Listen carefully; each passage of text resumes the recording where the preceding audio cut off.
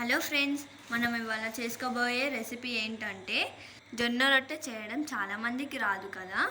So జొన్న పిండితో ఇలా దోశలు పోసుకోండి, క్రిస్పీగా చాలా బాగుంటాయి. ఒక గ్లాస్ పిండి తీసుకుంటే 2 గ్లాసుల వాటర్ తీసుకోండి. పిండి వాటర్లో కలిసేలా బాగా కలుపుకొని ఒక హాఫ్ అన్ అవర్ పక్కనుంచండి. నెక్స్ట్ దీంట్లోకి కావాల్సిన పదార్థాలు ఆనియన్, చిల్లీ మరియు కొత్తిమీర. నెక్స్ట్ మనం కలిపి పెట్టుకున్న పిండిలోకి సాల్ట్, జీలకర్ర, ఆనియన్స్, చిల్లీ మరియు కొత్తిమీర వేసుకొని బాగా కలుపుకోండి.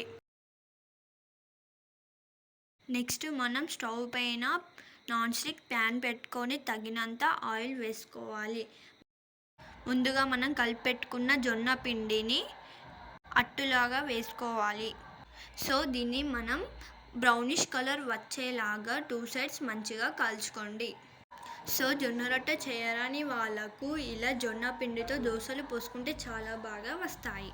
ఈ రెసిపీ కనుక మీకు ఉపయోగపడినట్టయితే లైక్, షేర్ అండ్ సబ్స్క్రైబ్ చేసుకోండి.